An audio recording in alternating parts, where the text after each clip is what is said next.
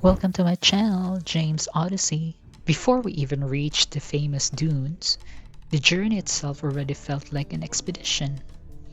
The ride was wonderfully bumpy, with the vehicle bouncing across the sand while the Atlantic Ocean stretched out beside us, and the desert unfolded on the other. Before visiting Sandwich Harbour, there is one important thing to know. Independent travel requires a permit from the Ministry of Environment, Forestry and Tourism, as the area lies within the Namibia's Namib National Park. For most travelers, the easiest option is to join a guided tour. Not only do tour operators handle all the paperwork, but they also have the experience and 4x4 vehicles needed to safely navigate this terrain. The dunes. What makes this drive so special is that there is always something to discover. Along the shoreline, we spotted several groups of cormorants, watching the waves crash against the coast. Standing together, they almost looked like penguins patiently waiting for something to happen. We stopped along the coast where there was a reddish-pink patch along the shoreline. Sandwich Harbour is famous for its mineral-rich sands. Tiny garnets, magnetite, tourmaline, quartz, and other minerals are scattered throughout the landscape, catching the sunlight and adding flashes of color to the dunes. The dunes themselves are far from empty. Scattered across the sand are hardy succulent plants, perfectly adapted to survive the desert's extremes. Their small bursts of green add character to an otherwise endless sea of gold. As we continued, we crossed a section of the dunes where, unexpectedly, two springbok appeared in the distance, resting quietly in a landscape that seems far too harsh to support life. As we continued our journey south, the adventure quickly became more intense. A real danger emerged as we made our way toward the towering dunes. As you can see in the video, the ride became increasingly rough and bumpy. The constantly shifting tides, soft sand, and unpredictable terrain make Sandwich Harbour one of the most isolated destinations in Namibia. In fact, it can only be accessed by capable 4x4 vehicles driven by people who know the landscape well. Despite its name, Sandwich Harbour is no longer an active harbour.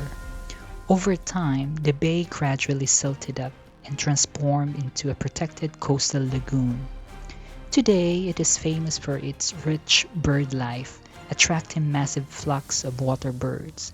But what truly makes this place extraordinary is the dramatic landscape where the giant dunes of the Namib Desert plunge directly into the crashing waves of the Atlantic Ocean. Fun fact: Sandwich Harbour is believed to have been named after an English whaling ship called Sandwich, which chartered and documented the bay during the 1780s. Another theory suggests that the name may have been evolved from the German word Sandfisch, meaning sandfish, a reference to a species of shark commonly found in these waters. We couldn't open the truck windows because the wind carried fine sand through the air. To make matters worse, countless flies hovered around us. Many were attracted by the seals along the coastline, and unfortunately, they seemed to mistake us for one of them, constantly trying to find their way into the vehicle. Inside the truck, something interesting happened. The group grew unusually quiet. There was a sense of anticipation and perhaps a little anxiety.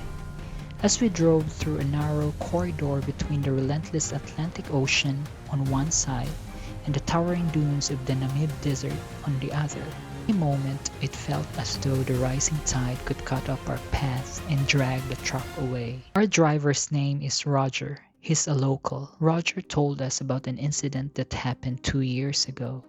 A vehicle became trapped by the tide, and the passengers had to get out and climb up the dunes for safety.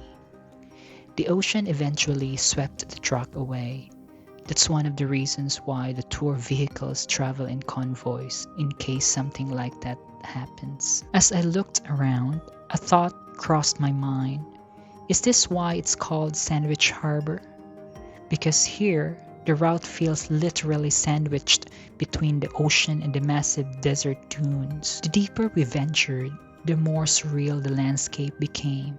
It felt like standing at the edge of two worlds, one shaped by wind and sand, the other by waves and water, colliding in one of the most spectacular places on Earth. Continue watching for the next chapter of our Sandwich Harbour adventure in Namibia.